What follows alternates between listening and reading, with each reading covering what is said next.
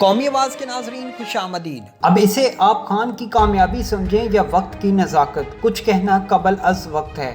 دوستو آج کی ویڈیو میں لانگ مارچ پارٹ 2 کے حوالے سے دو قسم کے حالات آپ کے سامنے رکھنے جا رہا ہوں، جس سے آپ کو معلوم ہو جائے گا کہ اگر لانگ مارچ پارٹ 2 ہوا تو کیا ہوگا، اور اگر نہ ہوا تو اس کے پیچھے ممکنہ وجوہات کیا ہو سکتی ہیں۔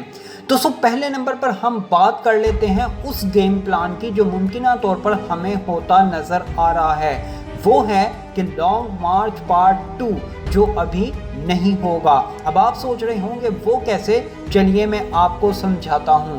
دوستو اس بات کو سمجھیں، 2014 والے دھرنے لانگ مارچ اور 2022 میں ہونے والے دھرنے لانگ مارچ کے مطالبے اور مقاصد بہت مختلف ہیں۔ 2014 میں ٹارگٹ کچھ اور تھا خان صاحب کا، لیکن 2022 میں خان کا ٹارگٹ ان کے مطابق غلط ہے۔ سمجھ رہے ہیں نا میں کن کی بات کر رہا ہوں؟ دوستو خان ایک بال سے 2 وکٹیں گرانا چاہتے ہیں، لیکن یہ ممکن نہیں، اور بالخصوص اس وقت جب امپائرز بھی آپ سے ناخوش ہوں۔ دوستو اس وقت یہ یقینی بات ہے کہ 6 روز کے بعد ہی لانگ مارچ پارٹ 2 نہیں ہوگا۔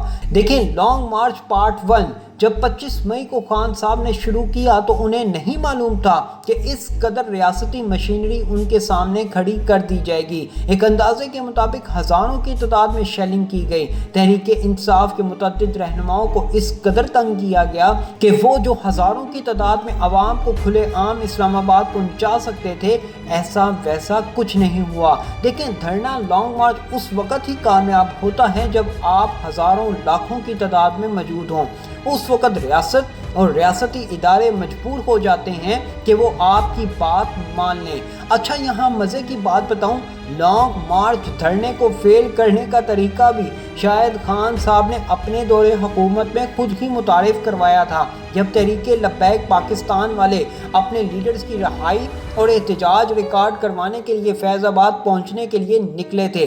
اس وقت خان صاحب کی حکومتی مشینری نے ہی انہیں راستے میں ڈھیر کر کے مذاکرات کے لیے مجبور کر دیا تھا۔ اب بالکل عمران خان کے لانگ مارچ پارٹ 1 میں بھی ایسا ہی ہوا تھا، خان اور خان کے سپورٹرز کو اس قدر تھکا دیا گیا تھا کہ وہ بھی مجبور ہو گئے اور یہ کہہ کر واپس چلے گئے کہ دوبارہ واپس آئیں گے۔ دوستو ہمارے مطابق اب خان صاحب سپریم کورٹ کے فیصلے کے پیچھے چھپنا چاہ رہے ہیں۔ میں خان صاحب کی کوئی مخالفت نہیں کر رہا، لیکن جو حالات نظر آ رہے ہیں اس کے مطابق ایسا سب کچھ ہوتا نظر آ رہا ہے۔ خان کو کہیں سے کوئی سپورٹ نہیں مل رہی۔ اب اس تپتی دھوپ اور گرمی میں کیسے خان صاحب ایک 120 دن کا دھرنا دوبارہ دے سکتے ہیں، ایک ایسے وقت میں جب کوئی ان کا ساتھ دینے کے لیے تیار نہیں؟ دیکھیں کیونکہ خان نے اپنے خلاف بہت سے محاذ کھول لیے ہیں، وہ ایک ہی وقت میں سیاسی جماعتوں کے ساتھ بھی لڑ رہے ہیں اور دوسرے محاذ پر بڑی بڑی طاقتوں کے ساتھ۔ دوستو خان صاحب نے سپریم کورٹ سے رجوع کیا ہے کہ وہ انہیں اور ان کے لانگ مارچ پارٹ 2 کو سیف ہینڈ مہیا کریں، تاکہ وہ ایک بڑی تعداد جو لاکھوں میں ہے ان کے ذریعے اپنا احتجاج ریکارڈ کروا سکیں۔ لیکن دوستو یہاں مسئلہ اور ہے، اور اب کی بار جن لوگوں کے خلاف عمران خان عوام کو لے کر اسلام آباد پہنچ رہے ہیں وہ خود بھی نہیں چاہتے کہ خان ہمارے خلاف لوگوں کو لے کر اسلام آباد پہنچے۔ وہ پاگل ہیں کہ خود گالیاں کھانے کے لیے لاکھوں لوگوں کو ایک جگہ اکٹھا کر لیں، ان لوگوں کو جو سوشل میڈیا پر بھی انہیں برا بھلا کہتے نظر آ رہے تھے۔ سو دوستو اس بات کو سمجھیں، 2014 والے دھرنے لانگ مارچ اور 2022 میں ہونے والے دھرنے لانگ مارچ کے مطالبے بہت مختلف ہیں۔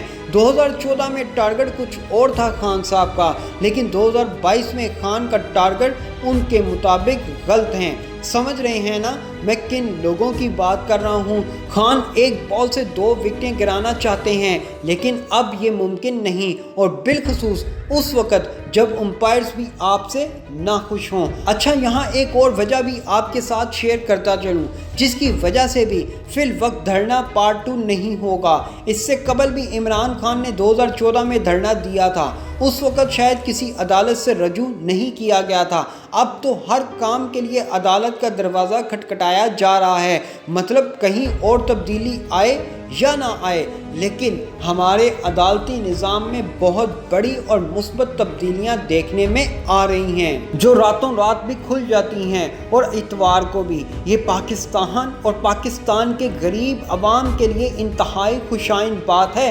اب کوئی بھی مسئلہ ہو تو آپ فوراً سے پہلے عدالت سے رجوع کریں، انشاءاللہ آپ کو انصاف ملے گا، چاہے وہ رات کے 11 بجے ملے یا وہ اتوار کا دن ہی کیوں نہ ہو، کیونکہ اب عدالتی نظام میں بہت بڑی اور مثبت تبدیلیاں دیکھنے میں آ رہی ہیں۔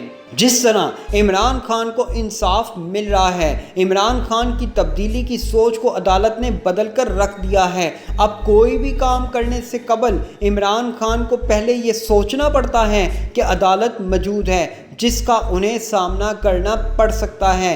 جس طرح ہزاروں کی تعداد میں شیل اس دفعہ عورتوں، بچوں اور پاکستانی عوام پر برسائے گئے، اس کا حساب شاید خان صاحب عدالت سے لینا بھول گئے، کسی کو وہ شیل نظر نہیں آئے۔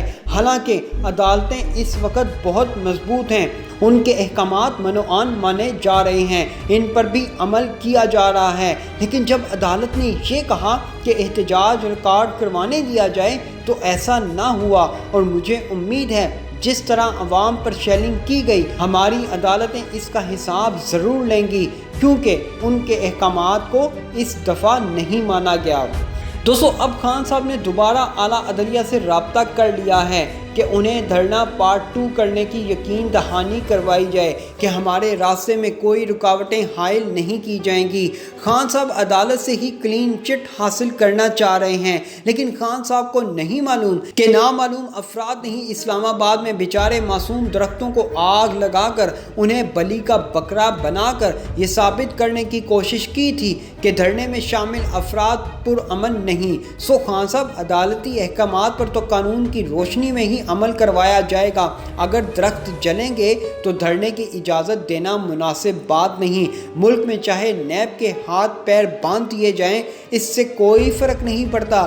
الیکشن ریفارمز اپنی مرضی کے مطابق ہو جائیں، اوورسیز پاکستانیوں کے ووٹ کے حق پر ڈاکہ ڈالا جائے، کوئی فرق نہیں پڑتا، لیکن ریڈ زون کا ماحول خراب نہیں ہونا چاہیے۔ اس وقت ممکنہ طور پر خان صاحب کو مذاکرات کے نام پر ٹریپ کرنے کا پلان 2 بن چکا ہے۔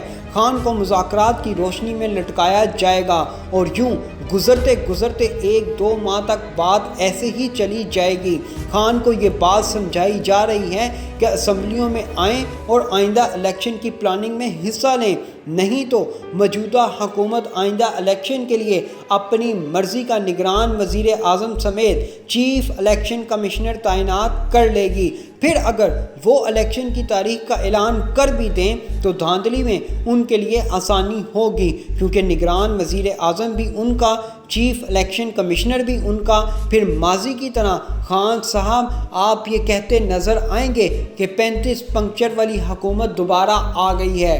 اس لیے ابھی خان صاحب کو پیشکش کی جا رہی ہے کہ اسمبلیوں میں واپس آئیں اور مل کر آئندہ الیکشن کی تاریخ اور معاملات کا اعلان کریں ایک پارلیمانی طریقے سے، کیونکہ 2014 کے دھرنے سے بھی خان صاحب کو کچھ حاصل نہیں ہوا تھا۔ دوسری طرف اگر خان لانگ مارچ کرتے بھی ہیں تو ہمارے مطابق یہ واقعی ایک خونی لانگ مارچ ہو سکتا ہے، کیونکہ ایک جگہ جا کر بیٹھ جانے سے انقلاب نہیں آتا اور نہ ہی کسی نے آپ کی سننی ہے۔ لیکن اگر خان صاحب اب کی بار اپنا حق چھیننے کے لیے آئے جیسے کہ انہوں نے اپنی تقریر میں کہا ہے تو یہ واقعی اپنی پوری تیاری کے ساتھ آئیں گے، لیکن دوسری طرف مقابلہ ریاست اور ریاستی اداروں کے ساتھ ہو سکتا ہے، جو انتہائی خطرناک بات ہے۔ اللہ نہ کرے ایسا کبھی ہو۔